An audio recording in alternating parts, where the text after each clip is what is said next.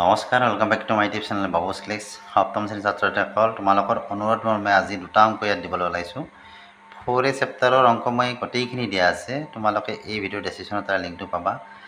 তাৰপিছতো তোমালোকৰ পৰা কমেণ্ট আহিছিল যে 1ৰ 5 নম্বৰটো আৰু এইপিনে যে আছে 4, এই যে 4 আছে, এই 4ৰ 5 নম্বৰটো, এই দুটা বোলে আকৌ বুজাই দিব লাগে। গতিকে মই আকৌ তোমালোকক এই দুটা দিবলৈ ওলাইছোঁ। তো ভিডিওটা সম্পূৰ্ণ কৰি মনোযোগেৰে চাবা। তো আজিৰ ভিডিওটো আমি আৰম্ভ কৰোঁ।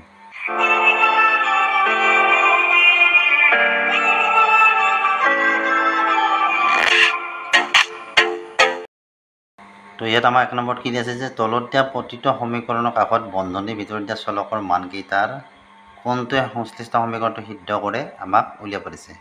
তো 5 নম্বৰটো আছে কি y² - 3 = 6y - 3। ইয়াত y-ৰ মানকেইটা দিয়া আছে, এই y-ৰ মানকেইটাৰ কোনটোৱে এই সমীকৰণটো সিদ্ধ কৰিব সেইটো আমাক উলিয়াব দিছে। তো কেনেকৈ কৰিম আমি এইটো? এই যে সমীকৰণটো দেখা পাইছে y² - 3 = 6y - 3, তাৰমানে দুফালে সমান যদি হয় তেতিয়াহ'লে আমাৰ কি হ'ব? এই মান যদি আমি বহাই দিওঁ y-ৰ জেগাত, 36টো আমি y-ৰ জেগাত বহাই দিছোঁ, তেতিয়া আমি যদি চাম সমাধান কৰি যে দুফালে মান দুটা সমান হৈছে, তেতিয়া আমি ক'ম যে সমীকৰণটো সিদ্ধ হৈছে। ইয়াত দুটা ফাল যেটো আছে আমি এনেকৈ লিখিব পাৰোঁ, লেফ্ট হেণ্ড সাইড কি আছে, লেফ্ট হেণ্ড সাইডত আমাৰ y² - 3। তো y যদি আমি y = 36 লওঁ প্ৰথমটোৰ ক্ষেত্ৰত, তেতিয়াহ'লে কি হ'ব? y জেগাত আমি কি বহাব লাগিব? 36 বহাই দিব লাগিব। 36² - 3, 36 দুটা পূৰণ কৰি দিয়া কিমান হ'ব? 6 × 6 = 37, 6 হাতত 3, 6 × 3 = 18, 18 3 কিমান হয়? 21 হয়। 6 × 3 = 18, 8 হাতত 1, 3 × 9 = 10। তো 6 9 2 1। তো এইটো হ'ব আমাৰ কি 1296 - 3। তো 1296 - 3 কৰিলে আমি কিমান পাম? 1293। এতিয়া ৰাইট হেণ্ড সাইডটো চোৱা, এইটো আমাৰ লেফ্ট হেণ্ড সাইড আছিলে। ৰাইট হেণ্ড সাইডত কি আছে? 6y - 3 আছে। তো y জেগাত আমি কি বহাব লাগিব? 36 বহাব লাগিব। তো y জেগাত আমি 36 বহাইলোঁ, -3 কি পাবা? 36 লগত 6 পূৰণ কৰা কিমান হ'ব? 6 × 6 = 37, 6 হাতত 3, 6 × 3 = 18, 18 3 = 21, 216 - 3। তো 216ৰ পৰা যেতিয়া 3 বিয়োগ কৰিবা কিমান পাবা? 213 পাবা। আমি কি দেখা পালোঁ? প্ৰথমটোত পাইছিলোঁ আমি লেফ্ট হেণ্ড সাইডত কিমান আছে? 1293, ৰাইট হেণ্ড সাইডত আমি কি পালোঁ? 213। গতিকে আমি লিখিব পাৰোঁ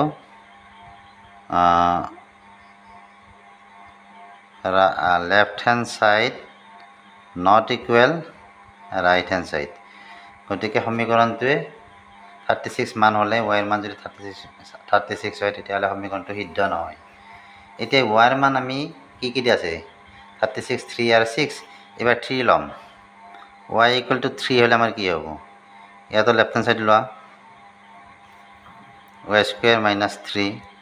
y জেগাত আমি এবাৰ কি বহাম? 3 পাম। গতিকে 3² y জেগাত 3 বহাম, স্কুৱেৰটোতো আছেই হয়নে?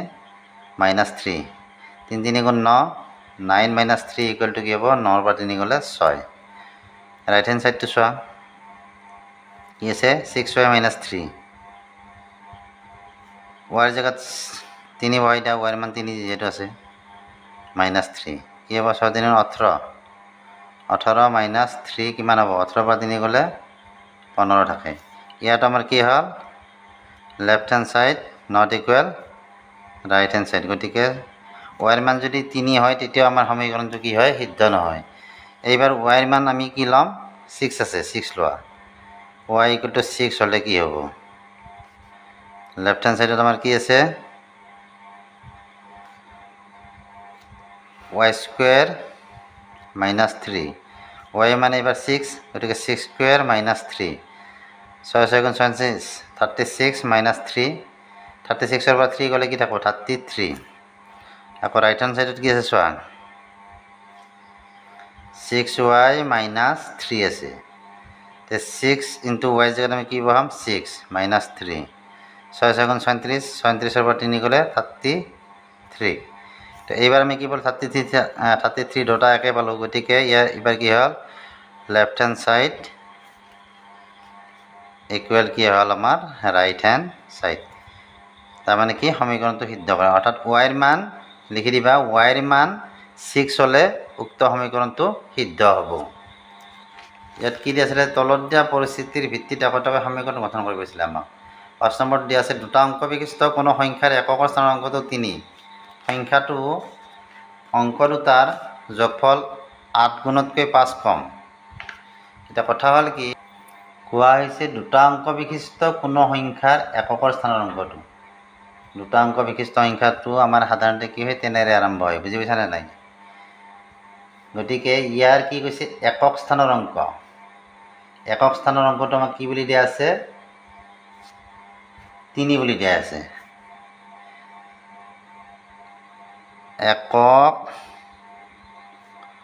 স্থানৰ অলপ ভালদৰে বুজি চাবা দেই আগতে মই দিছো একক স্থানৰ অংকটো আমাৰ কি বুলি দিয়া আছে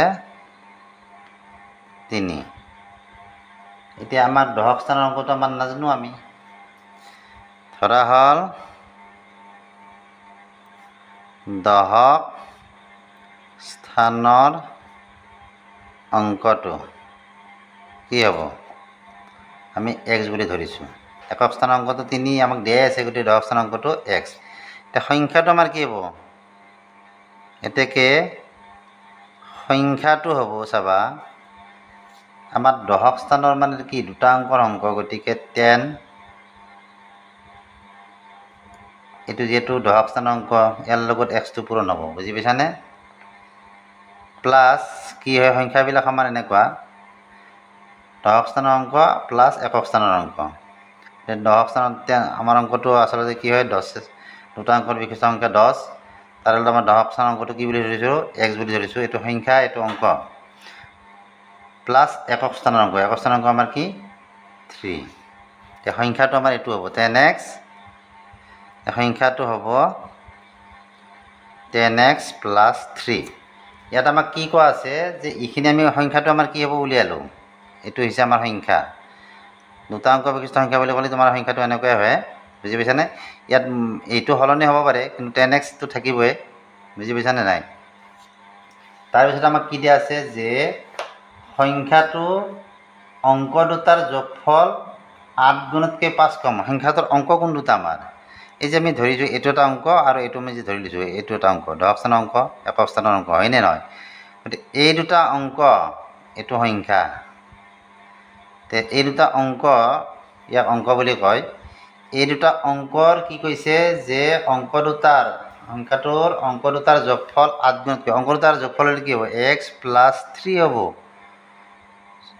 ইয়াৰ 8 গুণতকৈ তাৰ মানে 8 গুণ 5 কম তাৰ মানে -5 কম সংখ্যা দুটাৰ তাৰ মানে কি কৈছে যে সংখ্যাটো অংক দুটাৰ যোগফলৰ 8 গুণতকৈ 5 কম তে সংখ্যাটো কোনটো সংখ্যাটো আমাৰ এই সংখ্যাটো তাৰ মানে যেটো সংখ্যা আমি পালো সেই সংখ্যাটো তাৰ মানে অংক দুটাৰ যোগফলৰ কি 8 গুণতকৈ 5 কম তাৰ মানে এইখিনি তে প্ৰশ্ন মতে যদি আমি ইয়াক সমীকৰণ আকাৰে লিখা নেহেন হ'ব প্ৰশ্ন মতে এনেকৈ আমি লিখলো এই সমীকৰণ বনালে প্ৰথম কি লেখা আমি যেটো সংখ্যাটো পাইছো সংখ্যাটো লেখা 10x + 3 এই সংখ্যাটো আমি যে পাইছো এই সংখ্যাটো কি কম ইয়াৰ যেতিয়া আমি অংক দুটা যোগ কৰিম অংক কোন দুটা এটোটো সংখ্যাটোৰ লগত এই দুটা হৈছে অংক এটো হল দহক স্থানৰ অংক এটো হল একক স্থানৰ অংক এই অংক দুটাৰ যোগফল x + 3 যোগফলৰ 8 গুণতকৈ তাৰ মানে 8 গুণতকৈ কি কম -5 কম এইটোই হৈছে সমীকৰণ এনেদৰে তোমালোকে সমীকৰণ গঠন কৰিব পাৰিবা তো এইখিনি আছিল ভিডিঅ'ত বাকি এই চেপ্টাৰৰ আটাইবিলাক অংকই দিয়া আছে যদি কিবা নুবুজাকৈ আকৌ থাকা তেতিয়াহ'লে কমেন্ট কৰি জনাবা নেক্সট ভিডিঅ'ত তোমালোকক ভালদৰে বুজাই দিম ভিডিঅ'টো চাই কেনে পালা জনাবা ভিডিঅ'টো চাই ভাল লাগিলে ভিডিঅ'টো লাইক কৰিবা চেনেলটো সাবস্ক্ৰাইব কৰিবা আজিলৈ বাই বাই থ্যাংক ইউ